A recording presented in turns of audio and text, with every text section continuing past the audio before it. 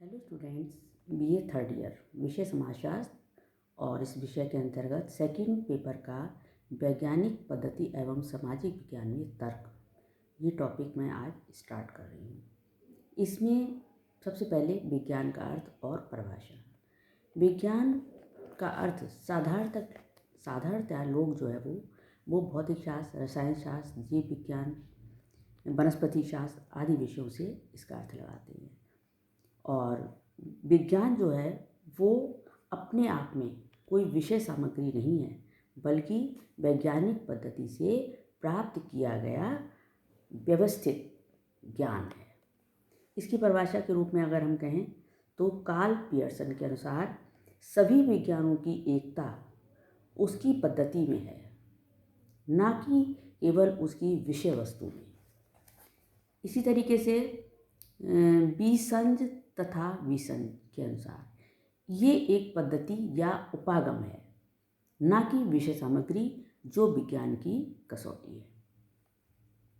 तो इस तरीके से हम कह सकते हैं कि विज्ञान का संबंध किसी विशिष्ट प्रकार की विषय सामग्री से ना होकर वैज्ञानिक पद्धति से प्राप्त किए गए क्रमबद्ध व व्यवस्थित ज्ञान से है।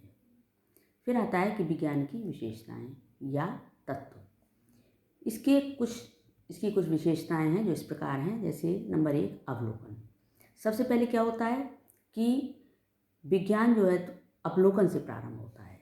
उसकी पुष्टि के लिए अंततः अवलोकन पर ही लौट करके आना होता है, तभी उसकी पुष्टि होती है।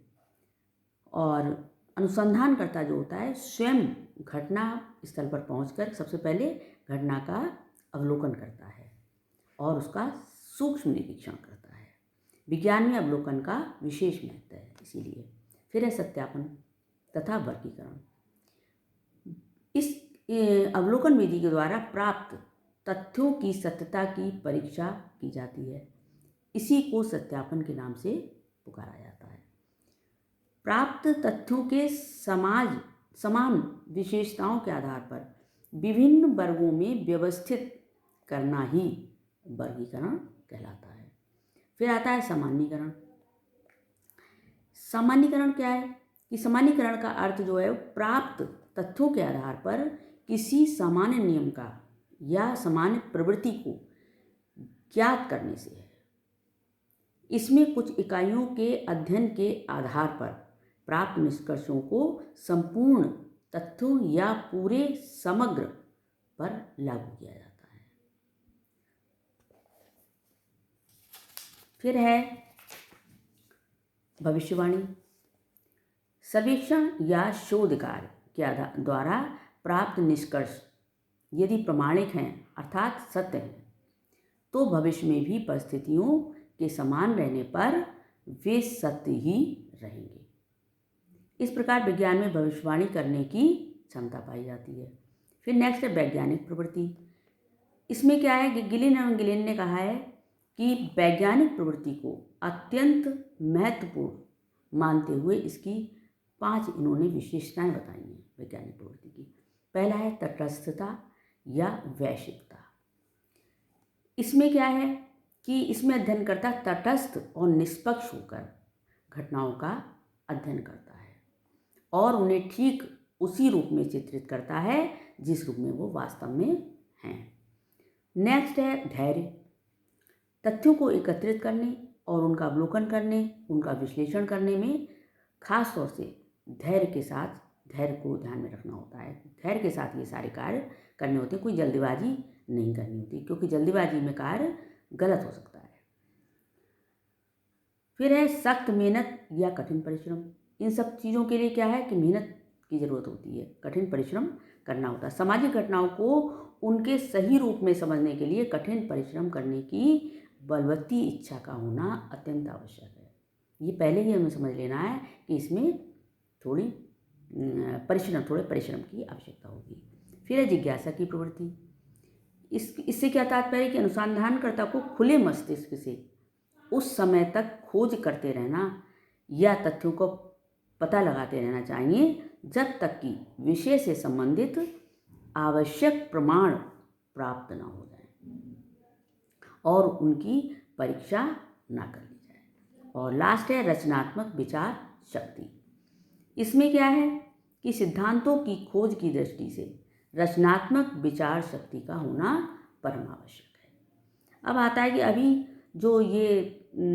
अभी तक के विवेचन से ये सारी चीज़ें स्पष्ट होती हैं। जैसे कुछ पॉइंट्स हैं, इनके आधार पर हम कह सकते हैं किसी भी विषय के विज्ञान कहलाने के लिए ये निम्न बातें जो है वो आवश्यक हैं। जैसे तथ्यों को एकत्रित करने के लिए वैज्ञानिक पद्धति का प्रयोग किया जाता है। मतलब किसी चीज़ को विज्ञान हम तभी कह सकते हैं जब ये जो हम आगे पॉइंट्स बता रहे हैं ये लागू होते हैं। जैसे तथ्यों को एकत्रित करने के लिए वैज्ञानिक पद्धति का प्रयोग किया गया हो। दूसरा, अवलोकन विधि को काम में लिया गया हो। और तीसरा, वास्तविक तथ्यों का यथावत चित्रण किया गया हो। और नेक्स्ट, कार्य कारण संबंधों की स्पष्ट विवेचना की गई हो। निष्कर्ष प्रमाणिक हो और निष्कर्ष सर्वव्यापी होने चाहिए, मतलब सभी जगह लागू होने चाहिए वो निष्कर्ष। एकत्रित तथ्यों के आधार पर भविष्यवाणी भी की जा सकती हो। ये अगर सारी चीज़ें लागू होती हैं तभी हम कह सकते हैं कि ये वैज्ञानिक विधि से ये चीज़ इसमें वैज्ञानिक पद्धति का प्रयोग किया गया है। फिर आता है वैज्ञानिक पद्धति का अर्थ और परिभाषाएं। इसका वैज्ञानिक पद्धति का अर्थ क्या है? साधारणतः उस पद्धति को वैज्ञानिक पद्धति कहा जाता है जिसमें अध्ययनकर्ता तटस्थ और निष्पक्ष होकर किसी विषय, समस्या या घटना का अध्ययन करता है। ये हम ऊपर भी बता चुके हैं। इस हेतु वो अवलोकन करता है, प्रश्नावली, अनुसूची, साक्षात्कार आदि विधियों का प्रयोग करता है और उनका तथ्यों का संकलन करता है, उनका वर्गीकरण करता है और उनका सारणीयन करता है, मतलब सारणी के रूप में तैयार करता है और विश्लेषण करता है और व्याख्या करता है। कार्य कारण संबंधों का पता लगाता है, सामान्यीकरण करता है, वैज्ञानिक निष्कर्ष निकालता है और नियमों का व सिद्धांतों का प्रतिपादन करता है। मतलब जो निष्कर्ष निकलते हैं उनके आधार पर सिद्धांतों को स्थापित करता है और उनका सत्यापन करता है। इसमें उसकी पूर्वानुमान या भविष्यवाणी करने की क्षमता बढ़ जाती है। फिर आता है कि लुनबर्ग ने कहा है कि व्यापक अर्थ में वैज्ञानिक पद्धति तथ्यों के व्यवस्थित अवलोकन, वर्गीकरण और व्याख्या से निर्मित है। व्याख्या से निर्मित है मतलब निर्वचन से निर्मित है, इंटरप्रिटेशन। और दूसरी है कि वुल्फ ने इसके बारे में क्या लिखा है? व्यापक अर्थों में कोई भी अनुसंधान विधि जिसके द्वारा विज्ञान की रचना और विस्तार होता है वैज्ञानिक पद्धति कहलाती है। तो इस तरीके से ये हो गई अर्थ और परिभाषाएं। अब आता है वैज्ञानिक पद्धति की विशेषताएं। ये मैं नेक्स्ट वीडियो में आपको बताऊंगी। Thank you.